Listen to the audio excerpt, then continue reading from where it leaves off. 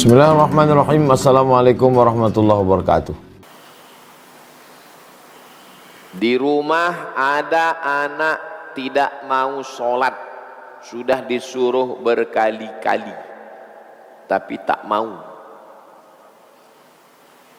sholat dan ibadah kepada Allah. Apakah orang tua berdosa? Muru auladakum bis shalah wa hum abna'u sab'a sinin. Suruh umur 7 suruh. Wadribuhum fil ashrah, umur 10 pukul. Tak mau juga usir. Kau kalau tak sembahyang, aku tak mau ngasih kau makan, pergi kau dari rumah.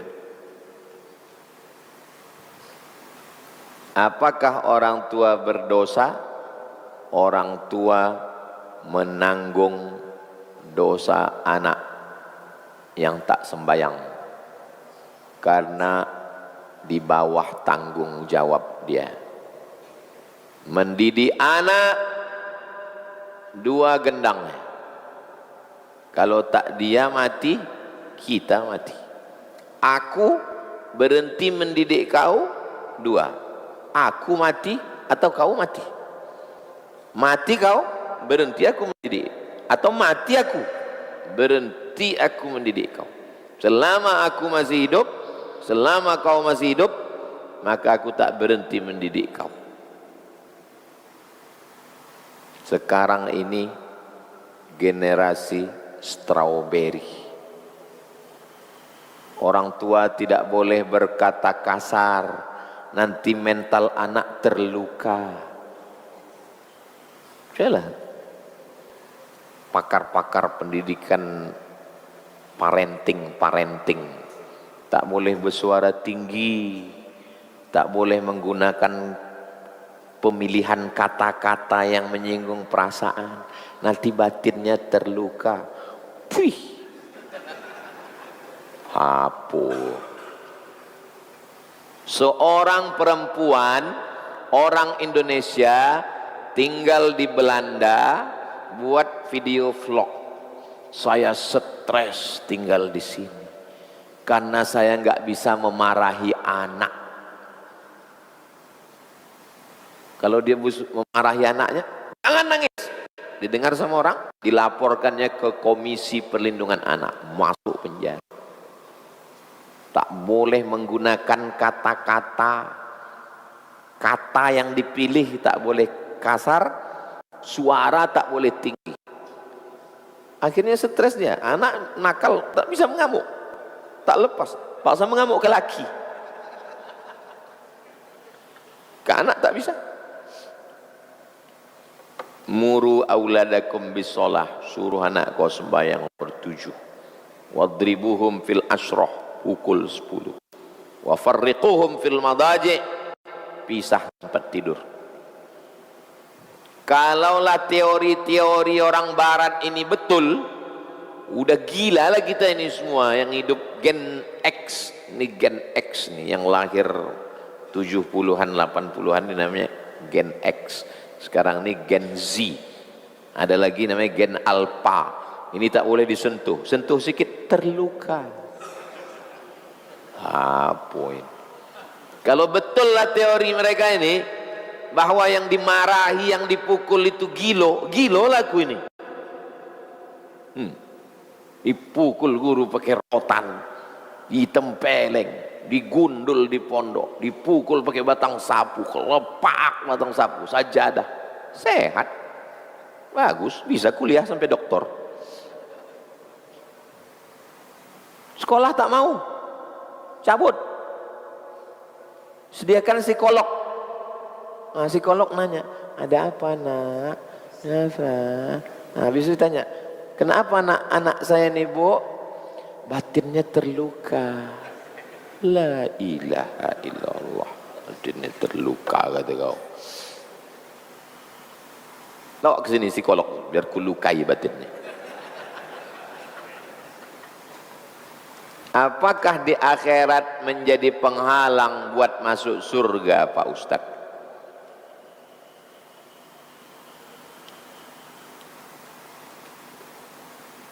tahun 2017, 18, 19. 2017 saya khutbah tentang runtuhnya Turki Utsmani di Masjid Raya Senaplan. Itu video yang viral, di-share orang. Saya bawalah mak nih pengajian ke Medan, kemana-mana tempat yang ramai-ramai. Tunjuknya saya, kau jangan macam-macam. Lalu saya udah ustadz, saya udah S2, saya udah dosen. Dia umurnya meninggal 70-71. Udah tua udah. Tapi kalau mengajar, kau jangan macam-macam. Enggak ada istilah, dia udah dewasa, dia udah besar. Enggak ada. Ibu jangan berhenti bercakap. Kau jangan kau macam-macam. Saya pun gitu. Insya Allah makin tua makin garang.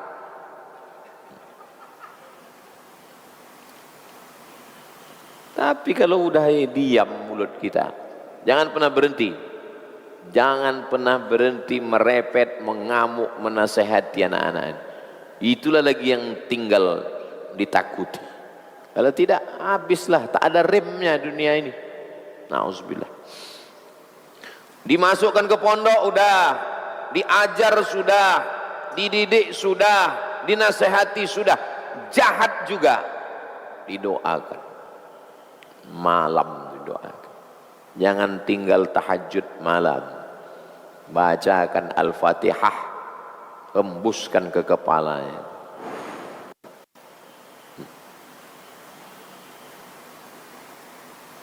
Minta kepada Allah SWT. Semua ikhtiar sudah dilakukan, jahat juga dia. Berarti memang penghuni neraka jahanam lah dia juga. Enggak ada salah kita lagi udah. Tak bisa Allah menyalahkan kita. La yukallifullahu nafsan illa wus'aha. Umar, iya, anakku ini kurang ajar Umar. Hukum dia. Oh, Umar bin Khattab nanya dulu. Ada yang mau disampaikan? Umar bin Khattab, ya, kami ini anak, ya.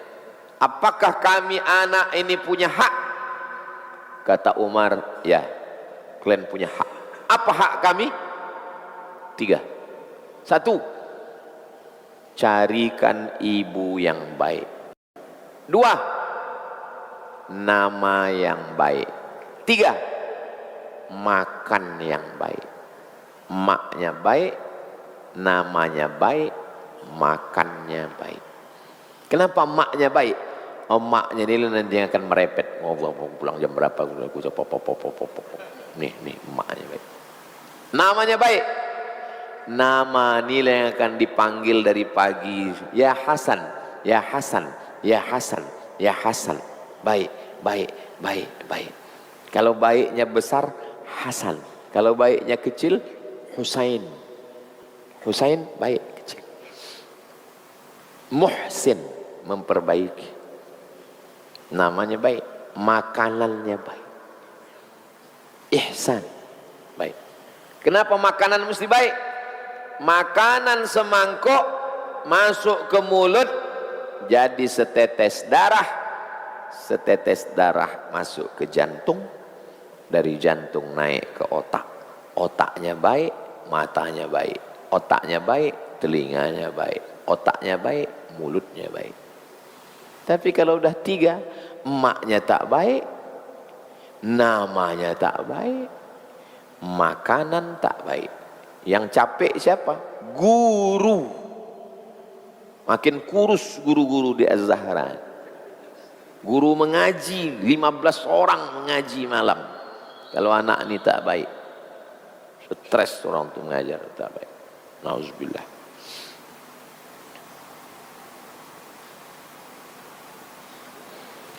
apakah boleh kita menjual kotoran hewan seperti tai kambing, tai sapi, tai ayam?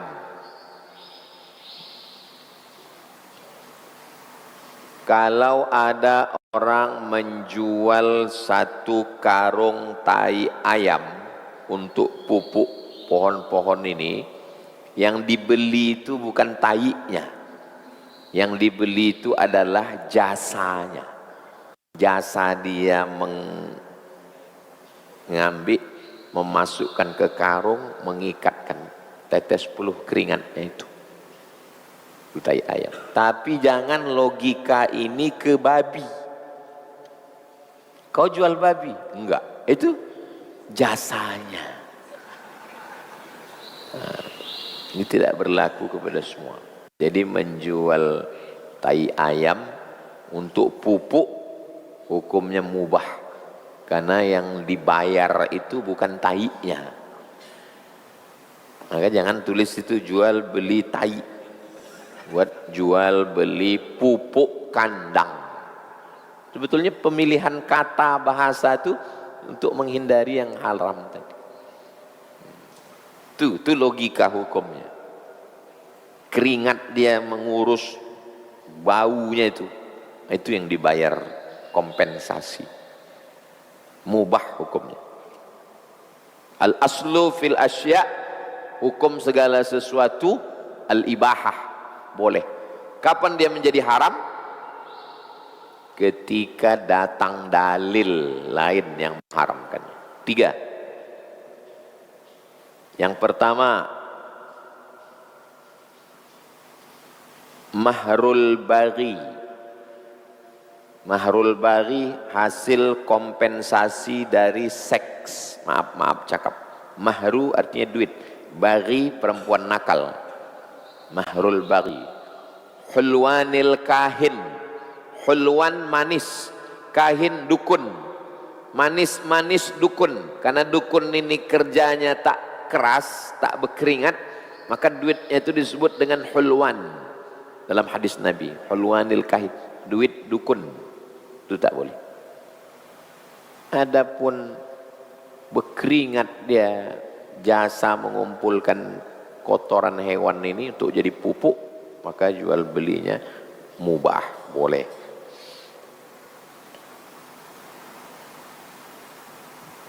Bagaimana hukum puasa? Berniat puasa Daud, yasumu yauman, puasa hari ini, wa yuftiru yauman, makan besok. Hari Rabu puasa, hari Kamis makan, atau hari Rabu makan, hari Kamis puasa. Tapi bertepatan dengan Idul Adha, puasa Daudnya lanjut atau stop? Puasa Daudnya berhenti pada tanggal 10 makan, 11 makan, 12 makan, 13 makan, 14 puasa balik. Haram berpuasa pada 1 Syawal, 10 Zulhijjah, 11, 12, 13. Selain daripada itu, lanjutkanlah puasa Daud. Bagi yang berpuasa Daud, lanjutkanlah puasa Daud. Bagus puasa Daud. Ada yang lebih berat lagi dari puasa Daud, puasa dahar. Bukan dahar. Kalau dahar itu makan, kumaha dahar. Kalau dahar, puasa tiap hari. Setelah Nabi Muhammad SAW meninggal, Sayyidatuna Aisyah puasa dahar. Suami tak ada, anak tak ada, puasa terus. Aisyah itu puasa sampai meninggal. Abdullah bin Umar, anak Umar bin Khattab, puasa dahar. Bagus. Salah satu obat kanker, puasa. Kanker itu makanannya gula. Jadi supaya kanker itu mati, jangan kasih dia gula.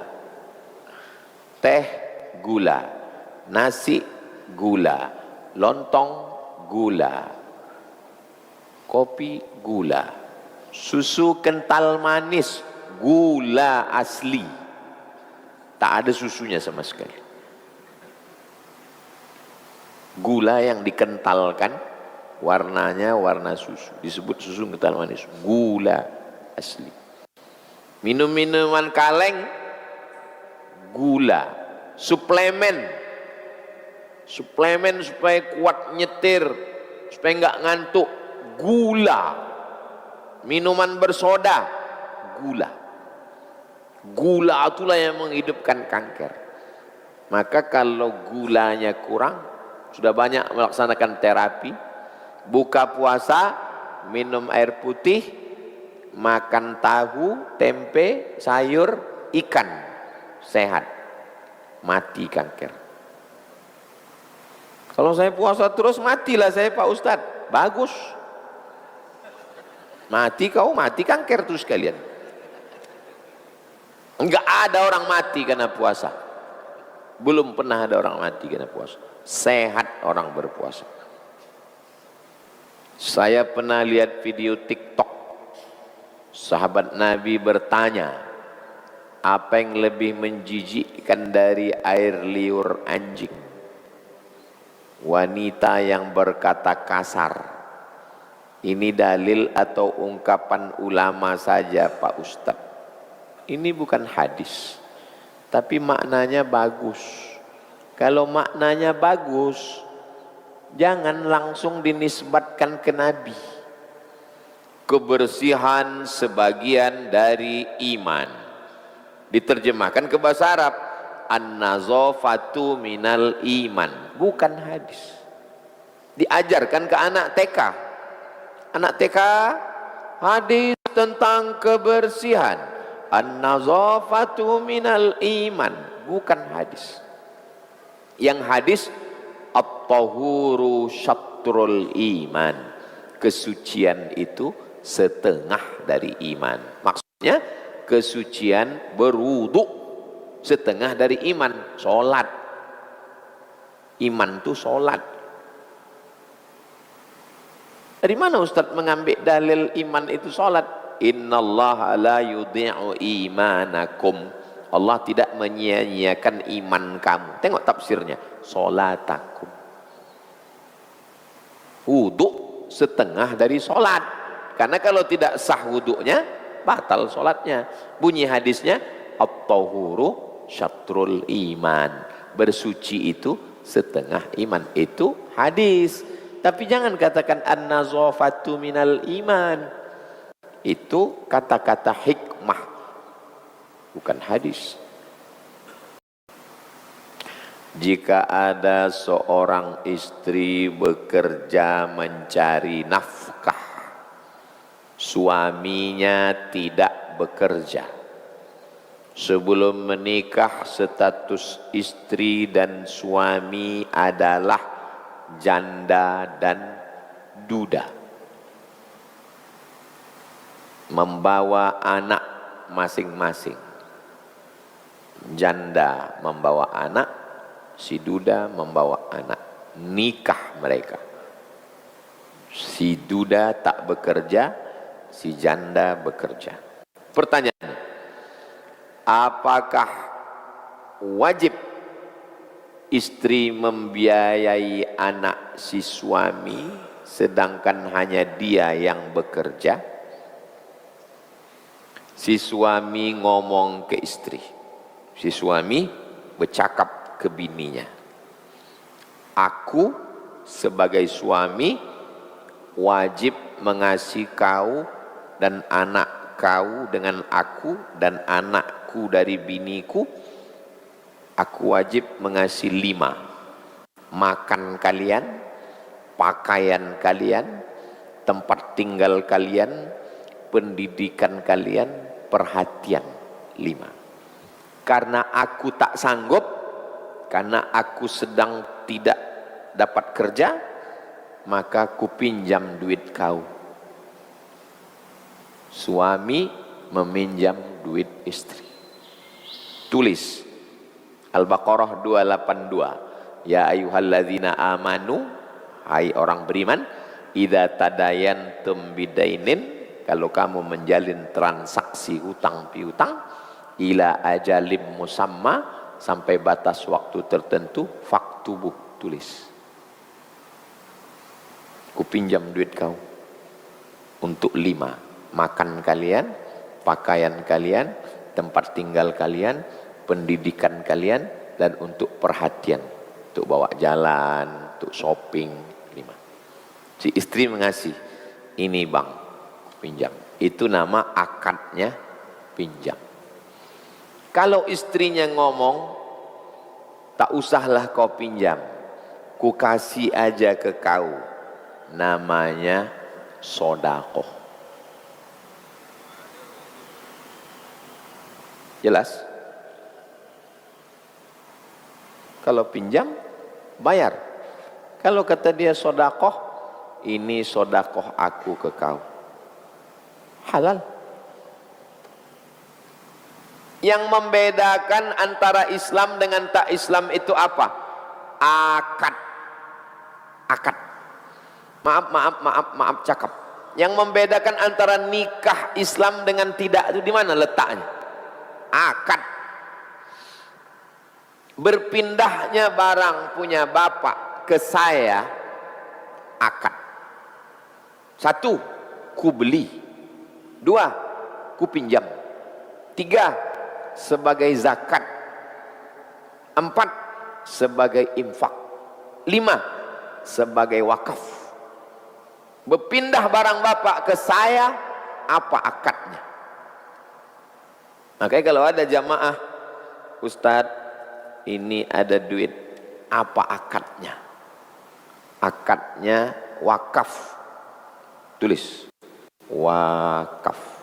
Tak boleh masuk ke infak. Karena wakaf mesti dalam bentuk barang yang tak boleh hilang. Wakaf bangunan, wakaf kelas, wakaf asrama, wakaf masjid, tak boleh hilang. Ini apa ini? Infak Pak Ustadz. Masukkan ke rekening. Infak. Infak biaya operasional, infak bayar listrik, infak gaji guru, infak. Tak boleh duit wakaf masuk ke infak. Kalau saya ngasih penyuluhan ke yayasan, ke pondok pesantren, mesti tertib administrasi.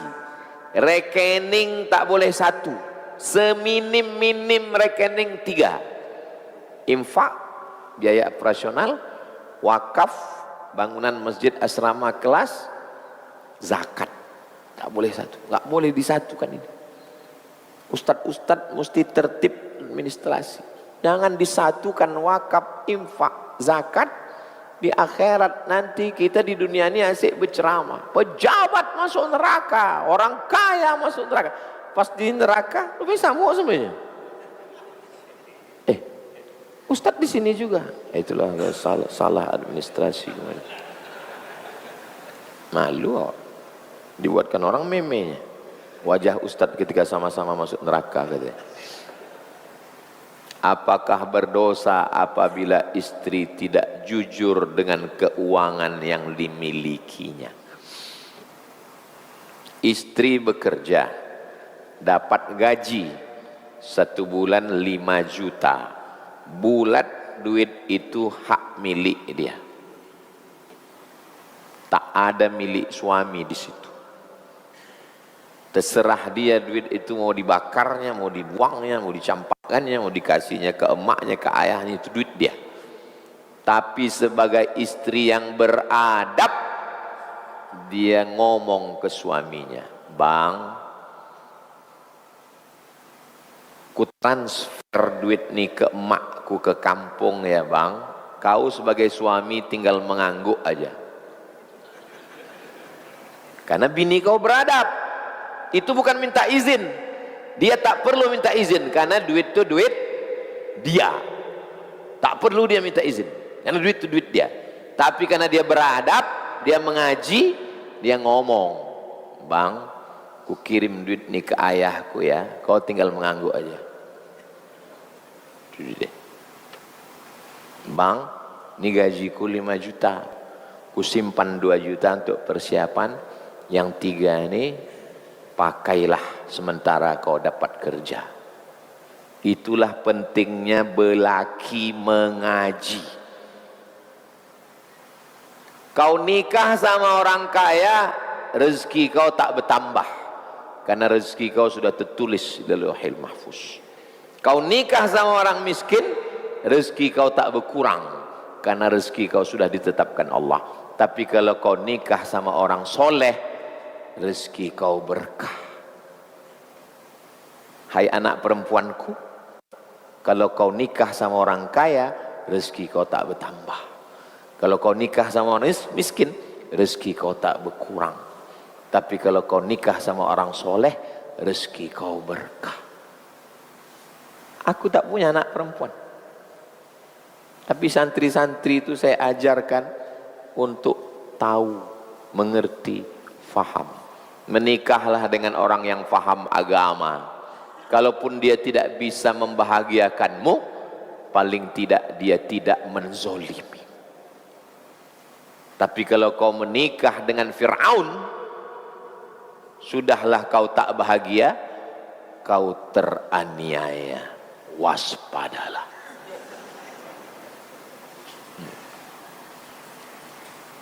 Hidup singkat,